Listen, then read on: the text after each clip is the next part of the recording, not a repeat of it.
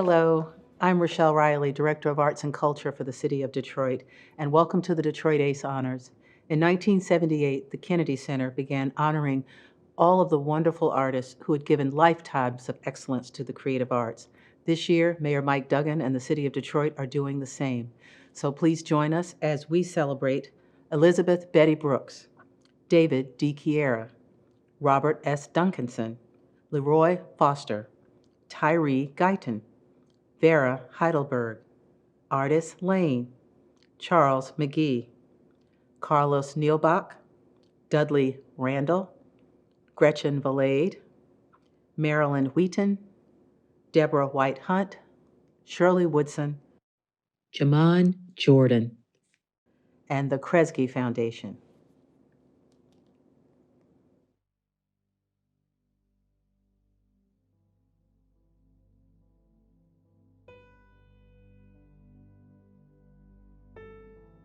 Elizabeth Betty Brooks has devoted her life to bettering her adopted community through volunteer work. Originally from North Carolina, she has served on a multitude of boards since she and her husband, the late General Motors executive William Brooks, settled in Michigan in 1998.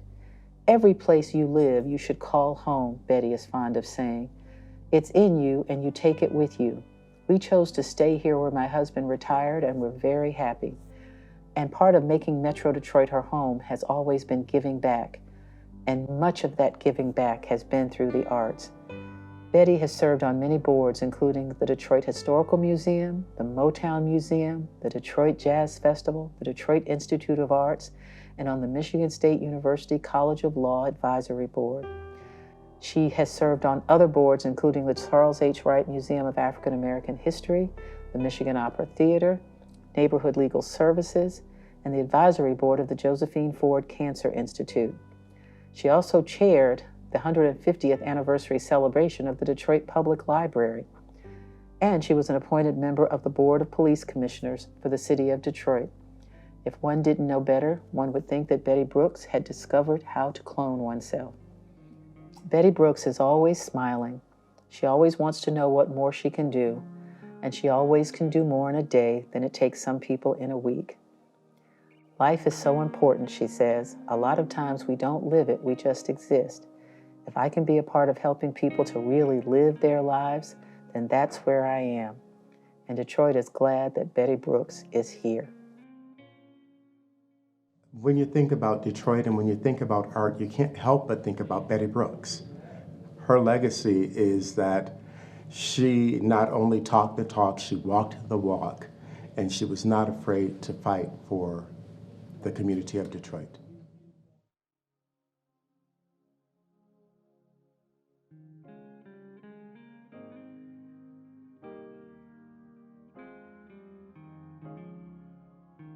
David DICHIERA was a maverick and a visionary. Born in the small town of McKeesport, Pennsylvania, he grew up spending Saturday afternoons listening to broadcasts from New York's Metropolitan Opera and creating imaginary theater presentations in his bedroom. He attended his first opera, Il Trovatore, on a school outing. That was the beginning, he told reporters later. It was something that I couldn't live without in some way or another. When he was 10, his family moved to Los Angeles, where he continued to nurture and grow his passion for opera. After 2 decades, where DICHIERA attended the University of California and earned a bachelor's degree in music, a master's in composition, and a doctorate in musicology, he moved to Michigan to become an assistant music professor at the newly established Oakland University. His intention was to help develop schools of music and theater, but he couldn't help but notice the lack of opera in Detroit. So he decided to establish a permanent professional opera company. It became the Michigan Opera Theater, now Detroit Opera. This was no small task. Detroit was a blue-collar town and had just survived the 1967 rebellion. But he persevered, and in 1971, the opera opened at the Music Hall downtown. David DICHIERA and the MOT hosted the first American performances of the Polish operas The Haunted Castle and King Roger. David DICHIERA believed that opera was for everyone. He said that building bridges in the community was a primary mission, making sure that the African American community, the majority of Detroit's population, was represented on the stage. It is absolutely accurate to say that David DICHIERA forever changed the landscape of arts and culture in Detroit and beyond. And that's the thing about David. He wanted opera for everyone. I know I've said that before, but he wanted to build the culture of opera with urban people, suburban people, and any other people. And he felt that that would bring them all together. And he was absolutely right.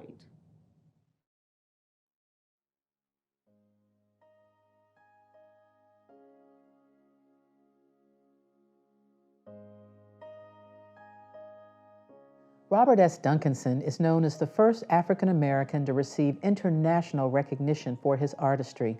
He painted art, he said, that was inspired by romantic literature back during the 19th century, a time when Black people were still enslaved. Duncanson was born in 1821 in Fayette, New York, a small town not far from New York City. He was raised in Monroe, Michigan. He died at the age of 51 in Monroe, where his body laid until 2018 with no headstone. For the most part of his career, he spent it in Cincinnati, where he contributed to the painting of the Ohio River landscape. In Cincinnati, Duncanson was trailblazing in the world of portrait painters, but always looking for the next artistic challenge, he decided to take a break from portrait painting and move from Cincinnati to Detroit to work as an itinerant traveling artist. He did well during his short stay in the Motor City. His work was reluctantly received by many Detroit families, and Duncanson's commission was plentiful. However, he moved back to Cincinnati the following year to pursue a hungering desire of genre painting. His first love for painting, however, was developed from the work he did with his father, who was a carpenter and a painter. The self-taught painter says this is how he developed his technique as an artist. In Detroit, Duncanson is well known for his artwork Ellen's Isle, Lac Catherine, hanging in the Detroit Institute of Arts. The painting is noted as one of Duncanson's finest works, but even with his work displayed in historical places such as the DIA and the Smithsonian American Art Museum, it still did not grant him a pass to receive a headstone upon his death, something that was typical for Black people during that time. That was until 2018, when a fundraiser held in his honor by another upcoming painter supported the expense of his headstone. And in 2021, President Joe Biden selected the artist's work to be on display during his inauguration. He does need to be more well known. I mean, he really does become the first African American landscape painter who was so accomplished. Whether contemporary artists in Detroit or anywhere know of him or not, it is important for that to be emphasized because he started it all, at a time when he really had no role models, certainly no African American role models. I don't even really know how he did it.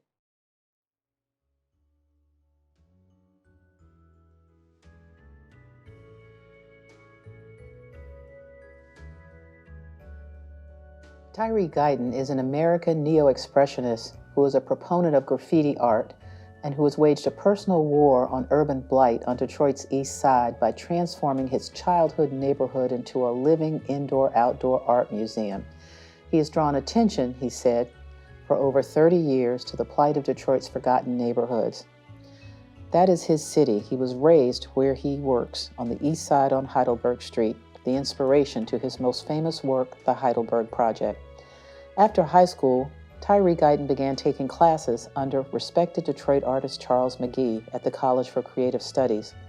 He had spent time in the U.S. Army and worked as an auto worker and a firefighter, but he quit school shortly after and gave up being a firefighter because an instructor told him he did not fit in.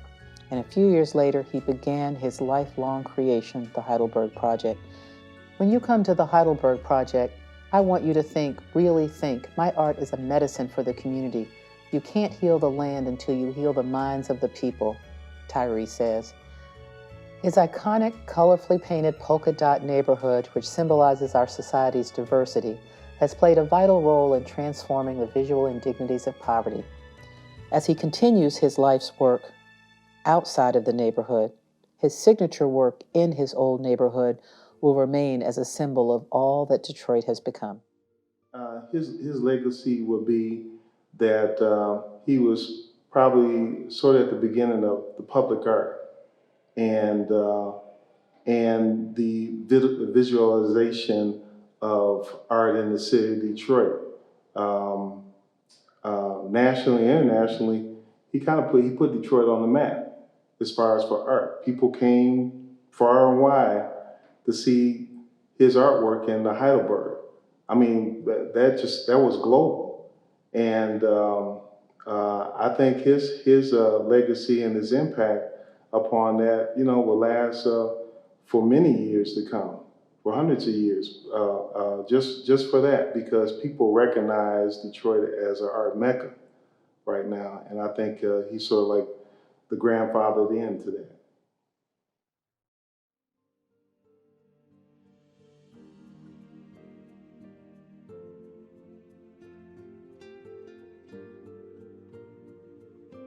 LEROY Foster was an American artist straight out of Detroit, most famously known for his murals on walls outside and buildings inside.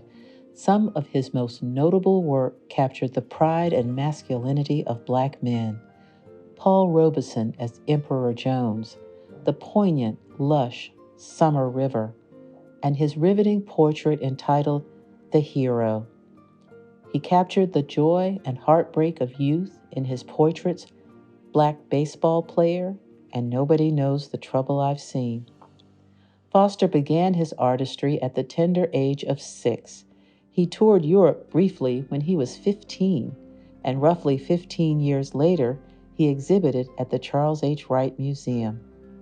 Around the city, as Foster's career was growing, his popularity grew too. He was known for his openness to his sexuality and was well respected in the LGBTQ community. He won many awards and recognitions during his career. He was a noted public muralist whose commitment to telling the stories of African American history and culture sealed his legacy.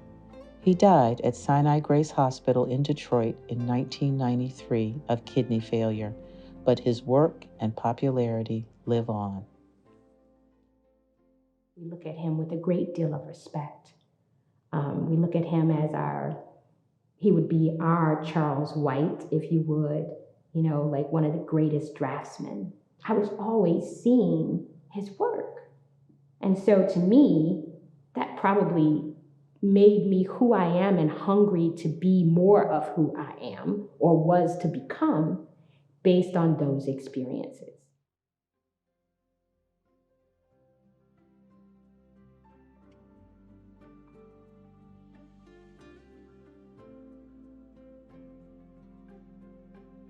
Vera Heidelberg moved to Detroit with her family as a child, where she grew up to be a pillar of her community. She completed high school and college and received her master's degree in social work from Wayne State University. The wife and mother became her husband's business partner at his private dermatology practice. But she is known in Detroit for an amazing idea, something that had not been done before. The idea sounded simple enough. The Detroit Symphony Orchestra would sponsor a concert recognizing African American contributions to classical music. Long before most arts organizations filled their mission statements with words like inclusion and diversity, the DSO launched a project that it would hope would build a bridge. The first concert was held a mile from Orchestra Hall at Bethel AME Church. She and her late husband, Dr. Robert P. Heidelberg, founded Heidelberg Dermatology in Northwest Detroit, which paved the way for a lifetime of philanthropy. And she had a long history of board service and involvement with community organizations, including the United Negro College Fund, the YWCA, the Children's Aid Society, and Westminster Church of Detroit. She is a member of Delta Sigma Theta Sorority Incorporated and a charter member of the Greater Wayne County chapter of the Lynx. She will be remembered for her community service for a long time, but among the most important was being there at the beginning for one of the most important events that the Detroit Symphony Orchestra ever held, when it decided to embrace African American music in its classical roots. It is so important for so many more African Americans to be exposed to African American composers, for there to be more and more African American classically trained musicians. And we now have 2 current African American fellows at the DSO, carrying on a very long tradition. So it is because of Mrs. Heidelberg, it's because of Dr. Johnson, it is because of these individuals who have really said, this is important, and we're going to continue this tradition. And again, it's been going on for over 40 years.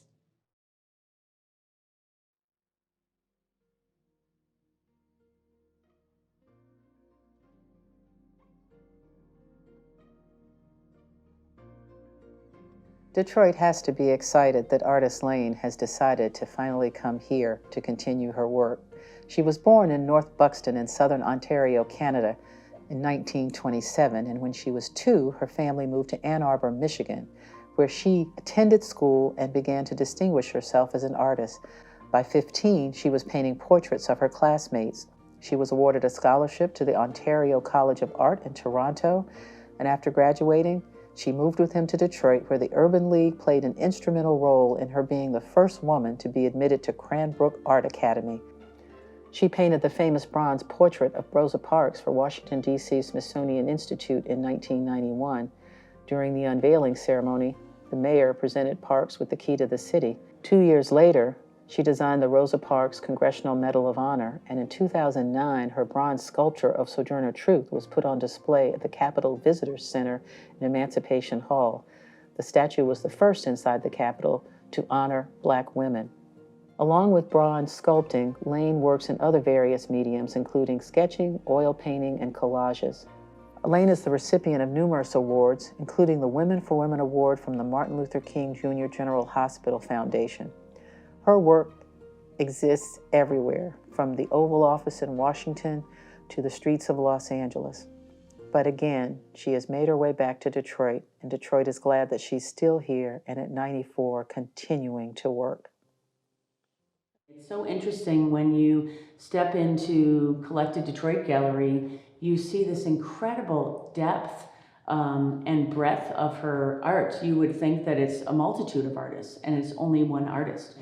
And now in her later works, she's doing these large-scale bronze figures and installations with these deep metaphysical concepts that really talk about these more universal truths that make us alike and make us kind of all embrace, that speak to our innate humanity.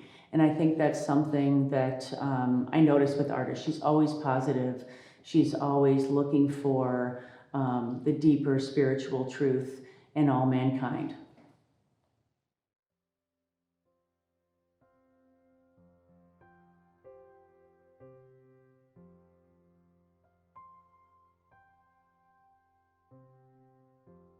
Charles McGee made clear who he was and became for decades known as one of America's greatest artists. He was known for his work ethic and dedication to the next generation of artists, and he changed the cultural and artistic landscape in Detroit and America.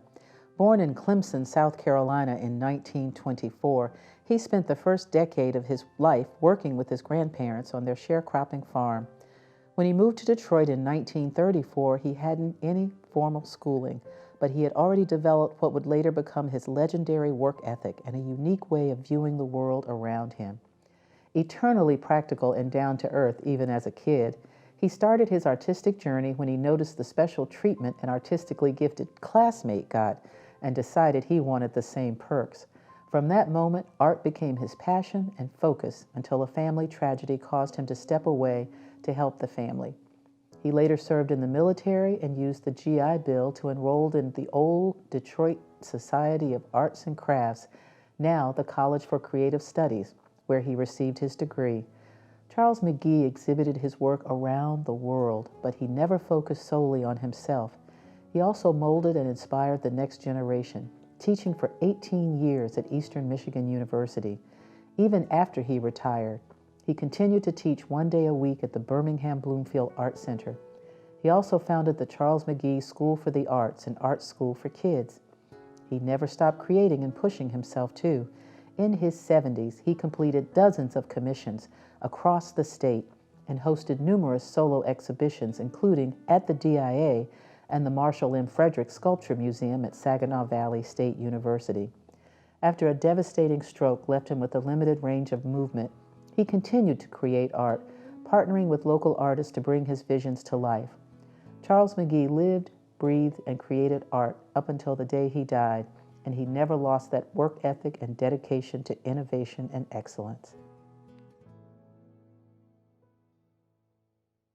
Charles always talked about, artists having to go to cities like New York and LA to make it. And for Charles, his biggest secret was that he had already felt that he had made it, just being right at home in Detroit. To live to 96 years old and to, be able to focus on a life's passion for, over 7 decades, and to leave a mark on a city like Charles has in Detroit. Charles is Detroit.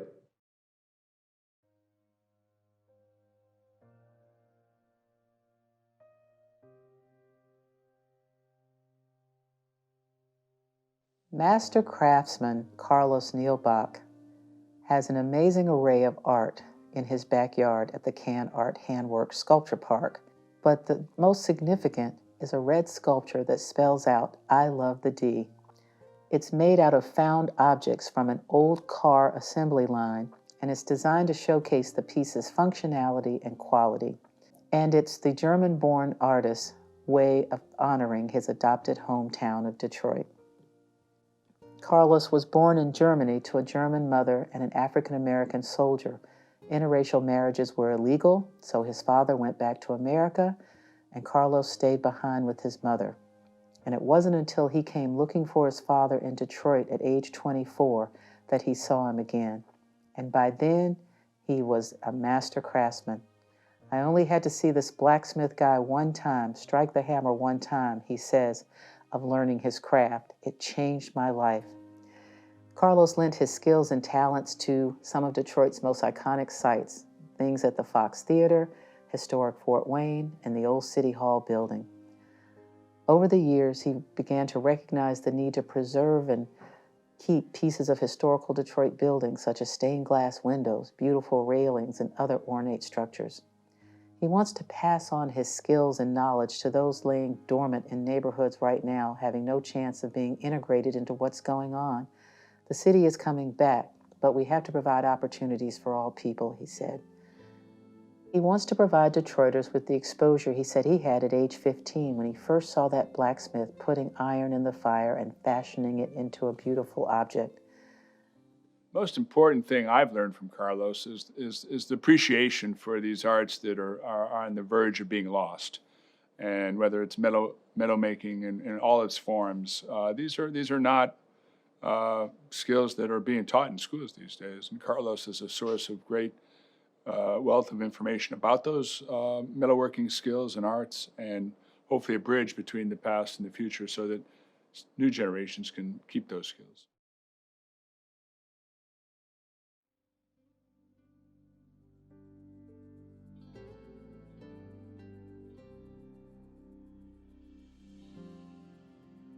Dudley Randall had writing in his genes. He was born in Washington, D.C., the son of a minister and a teacher, and he wrote his first poem when he was 4 years old. He moved to Detroit with his family when he was 9, and his poems were first published in the Detroit Free Press when he was just 13. A bright student, he graduated from high school early and worked at Ford's River Rouge foundry for 5 years before serving during World War II in the South Pacific. He came home, earned a BA in English from Wayne State University and a master's in library science from the University of Michigan. He was fluent in Russian, and he visited Europe, Africa, and Russia, later translating many Russian poems into English. His influence as the founder of Broadside Press and Detroit's first poet laureate has been one of the strongest in the Black poetry movement for 15 years, Suzanne Dolezal wrote in Detroit Magazine. As publisher of Detroit's Broadside Press between 1965 and 1977, Dudley Randall provided a forum for just about every major Black poet to come along during those years. Dozens of anthologies, including his own, featuring rapid, emotional lyrics about Detroit's bag ladies, lonely old drunks, and strapping foundry workers, were par for the course. But beyond his contributions as a poet, his roles as an editor and publisher proved invaluable to Detroit's African American community. Dudley Randall defined his own aesthetic himself in Negro Digest when he said, "Precision and accuracy are necessary for both white and black writers. A black aesthetic should not be an excuse for sloppy writing." What we tend to overlook is that our common humanity makes it possible to write a love poem, for instance, without a word of race, or to write a nationalistic poem that will be valid for all humanity. Broadside Press began in 1963. He had just composed the poem Ballad of Birmingham after a bomb exploded in an Alabama church, killing 4 children. Randall's Dressed All in Pink, composed after John F. Kennedy's assassination, became number 2 of the Broadside series, which would include close to 100 titles by 1982. Dudley Randall died in 2000. In May 2001, the University of Detroit Mercy's Nichols Campus Library was designated a National Literary Landmark, and University of Detroit Mercy's Dudley Randall Center for Print Culture was named in his honor. The Dudley Randall Poetry Prize is awarded to a University of Detroit Mercy student every year.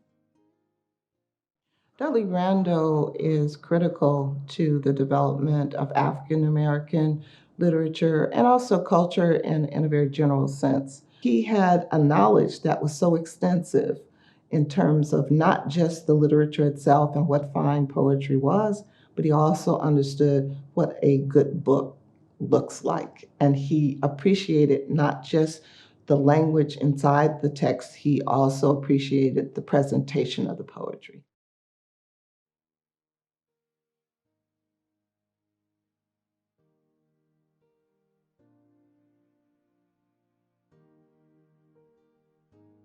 In the city of Detroit, Gretchen Valade is jazz. The granddaughter of cargo clothing guru Hamilton Carhart, she developed a love for the arts at a young age when she played classical music on the piano. Her love for classical melodies, however, began to decrease after she heard her sisters play a song by Fats Waller on a Victrola in the 1920s. From that point on, Gretchen Valade was hooked. Jazz music was now a part of her. After raising her family and marrying the CEO of Carhart, Valade's desire for jazz continued to grow. She opened the Dirty Dog Jazz Cafe in Grosse Pointe in 2009. That was 4 years after she founded the Detroit Jazz Festival Foundation Board of Directors with a $10 million endowment.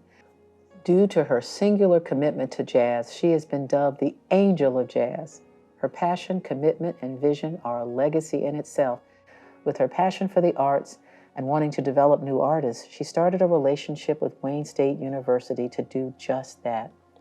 Over the years, Gretchen Valade has made a significant contribution to Wayne State's jazz program.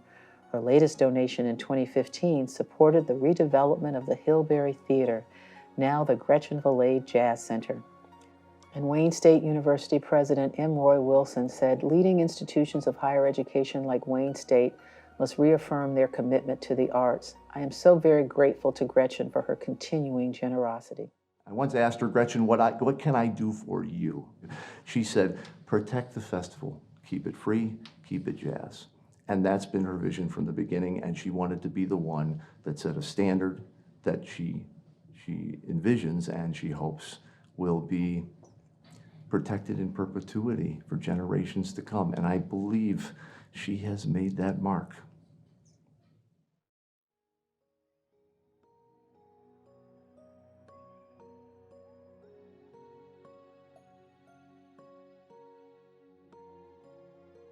For 2 decades, Marilyn L. Wheaton was the go-to person to advise on strategic initiatives for nonprofit arts and culture groups across Metro Detroit.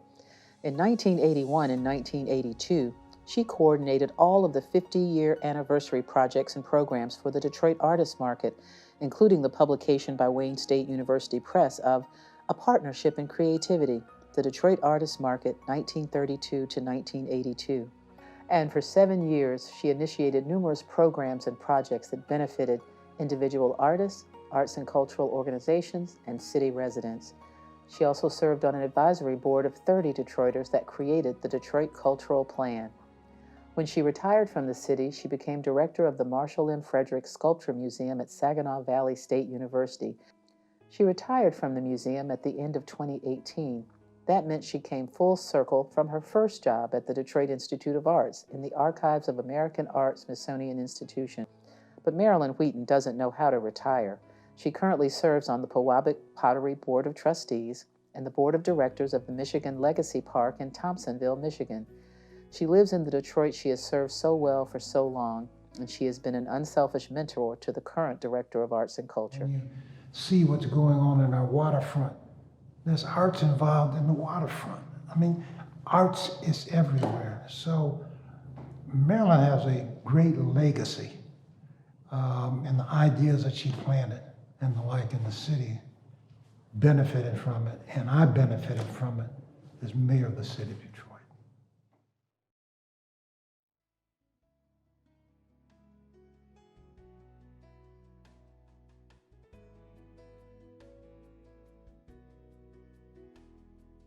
Deborah White Hunt has been a leading figure in the Detroit dance community for a half-century. A Detroit native, she spent her childhood dancing and pursued it with passion since she was 10. Despite growing up at a time when young African-American dancers were discouraged from being ballet dancers because of the flawed view that their bodies were not built for it, Deborah chose to not only dance but to prove the critics wrong. She choreographed more than 50 ballets and directed more than 100 dance performances throughout her career. Born in Detroit, she attended Detroit public schools from kindergarten through high school. She received her Bachelor of Arts in Theater Education at Michigan State University, earning dance scholarships to the Arthur, Mitchell, and Alvin Ailey dance companies. She moved to New York to study at the Ailey School. But when her grandmother was tragically killed, she moved back to Detroit to support her family, teaching in the Detroit public schools. She co-founded the Detroit Windsor Dance Academy and spent her life mentoring more than 15,000 students. Detroit Windsor Dance Academy alumni have gone on to open 7 dance studios around the country and become dance instructors themselves.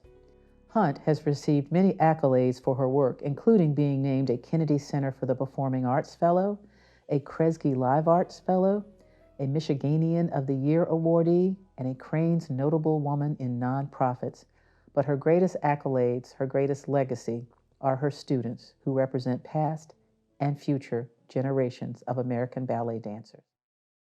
She's a, what do you call it, a pioneer or someone that actually start things, and we just see how important it is and how much it means to the young people. For all of us, we want to say thank you. We want to say thank you for being there regardless of the situation, regardless of what we had or didn't have. We always made it work.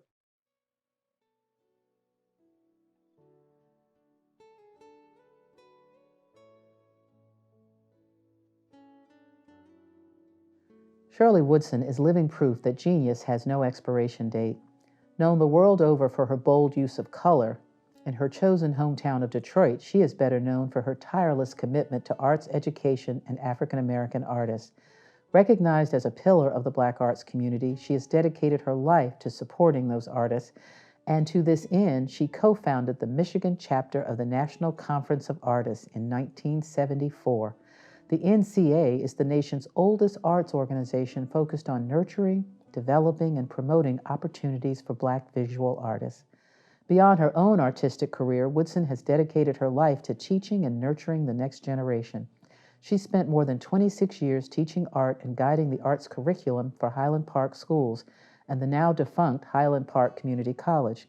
She served as the supervisor of fine arts for the Detroit Public Schools from 1992 until 2008, and she also taught art at Wayne State University.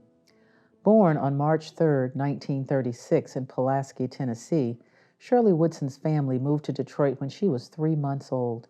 She attended the now-closed Detroit Columbian Elementary School, where she was selected for special art classes. As part of the program, she spent every Saturday from 7th grade through high school at the Detroit Institute of Arts, nurturing her love of art and honing her artistic skills. After graduating high school, Shirley Woodson attended Wayne State University, where she received her Bachelor of Fine Arts and Master of Fine Arts. Her first exhibition at the museum took place during a group show of Michigan artists in the 1960s. 6 decades later, Woodson, now 85, has returned to the place where her devotion to art began, for a solo exhibition titled Shield of the Nile Reflections. This exhibition, she told news reporters, is certainly a pinnacle within my art career. At the Kresge Foundation, we would just like to express our gratitude to Shirley and give a tremendous thank you for your work that grounds us now as a community, but also will carry us into the future. Your mentorship, your leadership, your vision, it all comes together in a way that just provides us tremendous pride, as well as a platform for future artists to engage in Detroit's creative community.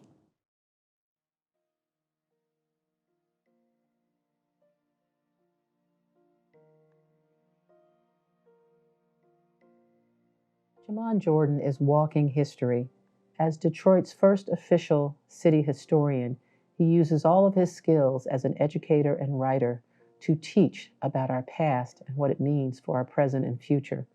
Also known as Baba Jamon, he has been a teacher of African American history for 20 years and a researcher of Black history for decades.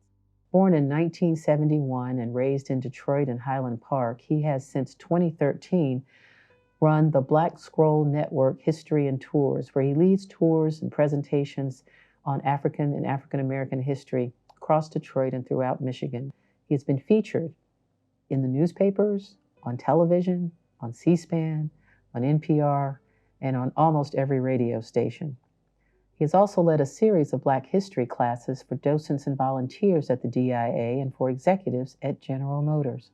Along with being the founder and CEO of Black Scroll, he is also the co-founder of the Black Scroll Study Group, an educational research organization that takes a study tour to a different site each year that is important to African American history. In September 2021, he joined the faculty of the University of Michigan to teach a course on Detroit's history, and he is a husband, father, and teacher who is committed to African American history being taught to every person who will listen and every child who needs to know. Jamon Jordan is a national treasure. What he has done is change how we see ourselves, and as the city's first official historian, and I'm so proud to have played a role in that, he is going to change what Detroit looks like around the country. In 1924, Sebastian Sparing Kresge established the Kresge Foundation in Detroit with an initial gift of $1.6 million. It was to commemorate the 25th anniversary of the S.S. Kresge Company. 98 years later, that foundation, now a national powerhouse, continues its social investing in arts and culture, education, environment, health and human services, and community development in Memphis, New Orleans, and here in Detroit. That's the formal definition. What Kresge really does is change lives. Through its grant making and programs that celebrate artistic excellence, it has assured support for our creative economy and creative workforce in ways that matter. And for the city's brand new Arts and Culture Initiative, it made sure that we survived our first 2 years.